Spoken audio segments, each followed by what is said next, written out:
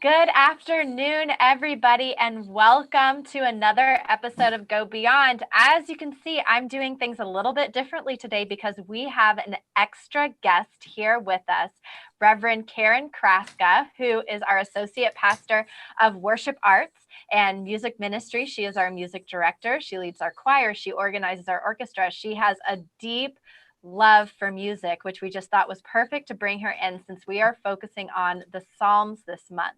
So as a reminder, as usual, I'm Alyssa Robinson, and we are also here with our senior pastor, Reverend Daniel Humbert. And Go Beyond is simply a time where we can dig deeper into the message from Sunday.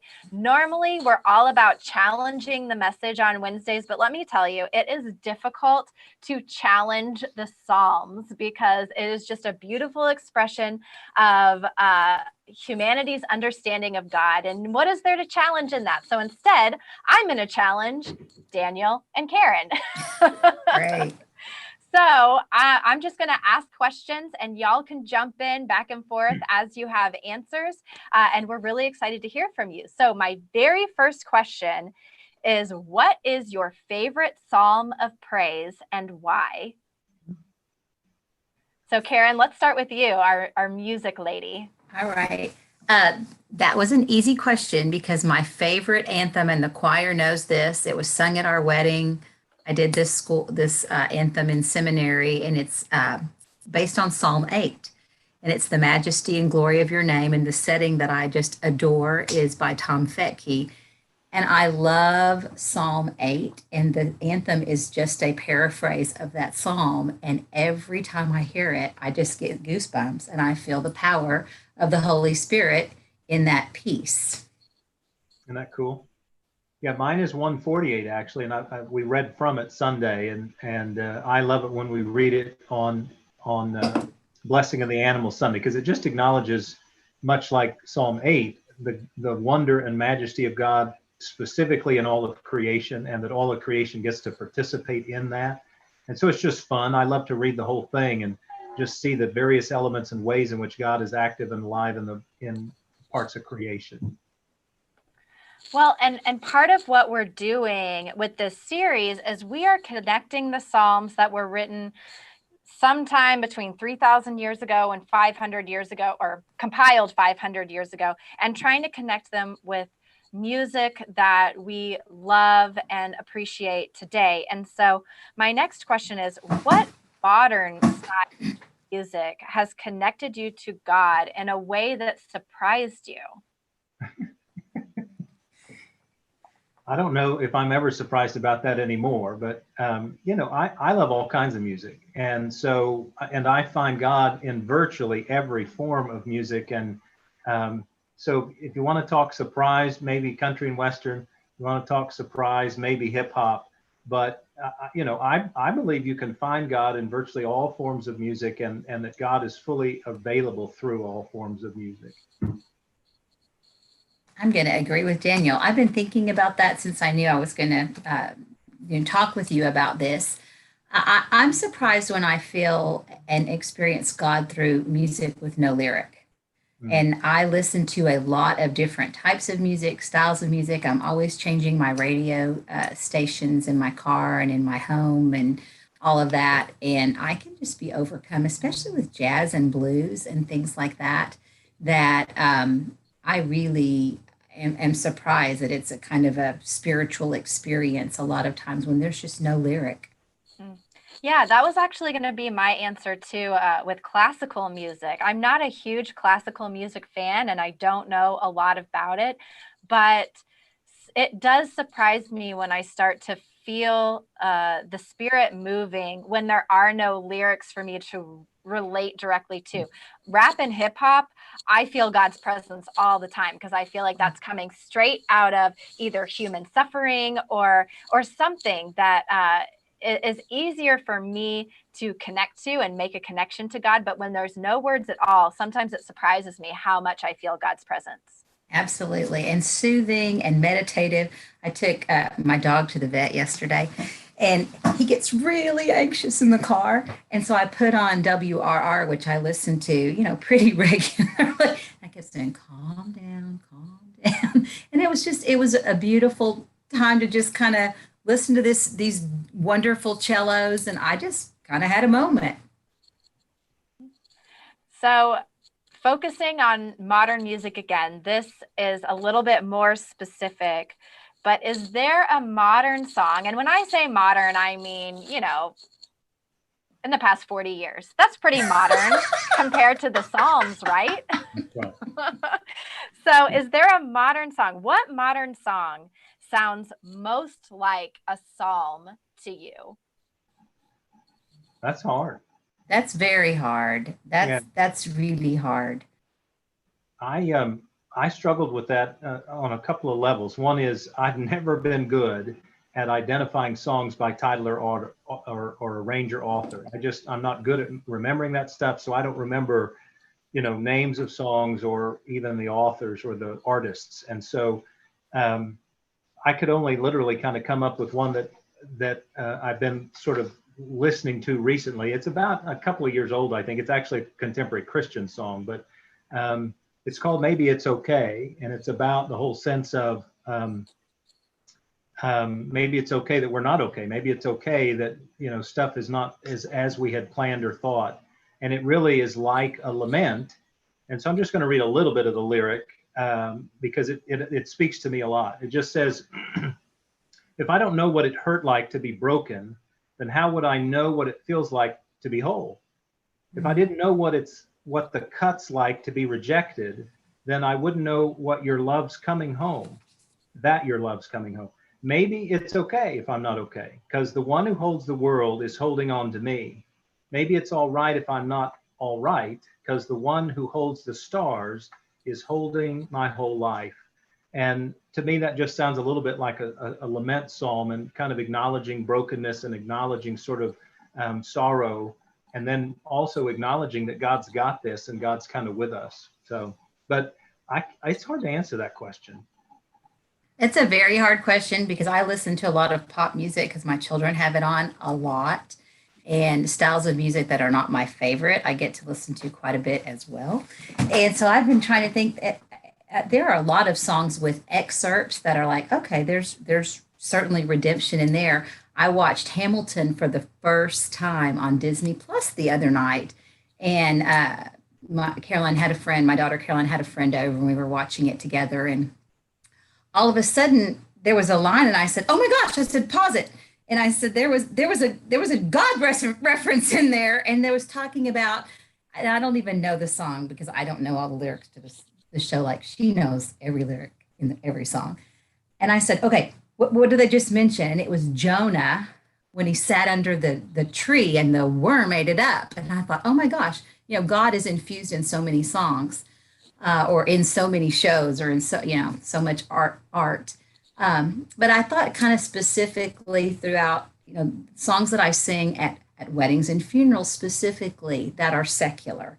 So Wind Beneath My Wings and You Raise Me Up, Josh Groban. And there's a lot of songs that are very positive, that have been kind of crossover songs that absolutely, in my mind, they're sacred when they're may or may not have been intended, for that purpose. Yeah, and I listen to a lot of indie folk and indie rock music, and I feel like for me that style of music, so much of it feels like a psalm. It's crying out, especially when we're focusing on lament, which we talk about next week. That's a lot of it that is crying out, and there's a song that I think of by the Strumbellas called Spirits, and one of the lyrics of the song is, I don't want a never-ending life. I just want to feel alive while I'm here. And it just feels like this struggle of, am I looking for an everlasting life? Am I wanting to live in a way that I leave a legacy, that I live forever? Or do I just want to be here and be present and experience the moment while I'm here? And when I listen to things like that, it is just so visceral and so human that it makes me feel that connection to God. And to me, it feels like a psalm of crying out to the universe or to the heavens or God in whatever way you interpret God, to say, like, what am I doing here? What's going on? And I love that. Okay, so my not to take over and be answering my own questions. Go, Alyssa. But my very last question for today's episode: do you believe that we can find God in all kinds of music? And if so, or if not, why or why not? When I was thinking about that question, in all types of music, absolutely. In all songs, no. So in every genre of music, I mean, the human condition is obviously, whether it's love or pain or sorrow or loss, relationships, which, are prevalent in songs. Absolutely. But obviously not every song is edifying and points to God. Yeah, I mean, I think I would agree. I just think, God is the creator of all things, and even things that aren't, sort of all well and good, if you will. So I think music, whether we label it sacred or secular, points us to God and helps us discover God. And so, I agree with Karen, not every single song is edifying. But I think there might be ways, much like this is not the best analogy, but I'll use it anyway. Much like nightmares can actually help us identify God in our lives, even though it's not a positive dream, because I believe dreams can be messages from God. I think even music that's not necessarily edifying can help us discover more about the human condition and where God might be in that, or about how there are real struggles in the world, and we need to sort of look for God. So while the lyrics might not point us to God, that is to say in their content, the concepts of what they may be portraying can help us better discover God. So I do think it's possible. We may just have to struggle a little more on some of those than others. Well, and that makes more sense to me, because the reason I wrote this question is something, Daniel, that you specifically said in outdoor worship at 9 a.m. on Sunday. When you closed the service, you said, you should be able to find God in the music that you listen to. And if you can't, maybe think about listening to different music. And that kind of struck me of like, well, should we really completely abandon whatever music that we listen to, or should we try harder and think deeper and think about like how does this lead me into a relationship with God, as opposed to just letting it go? Yeah, and I I'm sure Karen does the same thing. Like she pointed out earlier, our adolescent children sometimes listen to music that either not only do we not like, but we might not appreciate the lyrics in particular, and that there's impact and import from those lyrics. And so there are occasions, it doesn't happen often, but there are occasions when I say, well, tell me what those lyrics mean. Just speak them out loud to me, and let's talk about what's going on there. Because, often an adolescent will say, any adolescent, not just mine, well, I don't really pay attention to the lyrics, or I'm really just listening to the tune, or whatever. And fair enough. But golly, if there are lyrics, let's talk about them. Let's just speak them out loud, and let's talk about whether or not this is helpful, or what is it they're actually describing, and what do we, if anything, need to do about that. And those, of course, are not necessarily fun conversations, but they can be helpful conversations. Even for me, they can be helpful conversations, because sometimes I've discovered, golly, words that I heard that I clearly didn't appreciate weren't actually what I thought they were referencing. And then on other ends, it's helpful for my child to realize that, golly, maybe those lyrics are not exactly as helpful as I imagine they might have been.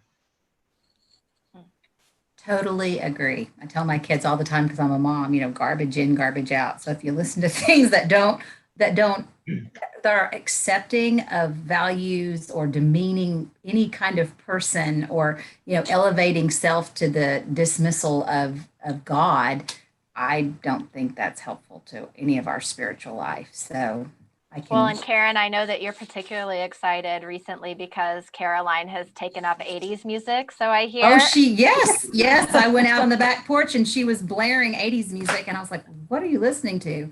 And she goes, "Oh, I love this. I love this." And I'm surprised I knew every word. And some of them weren't that edifying, but but Probably the fun. best, It takes you back.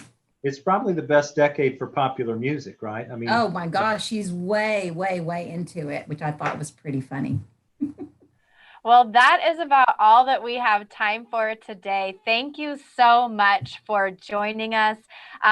We love coming together for Go Beyond. And our Fridays, we are going to be putting out content on Fridays at 12:30, but it is going to look a little different from what you've seen over the past few weeks. So rather than it just being a spiritual practice, we're going to give you a way to experience the message. That might be in the form of a story, of a blog post, of a video, of something, but we're changing it up a little bit like we do here at Treach. We like to keep you on your toes.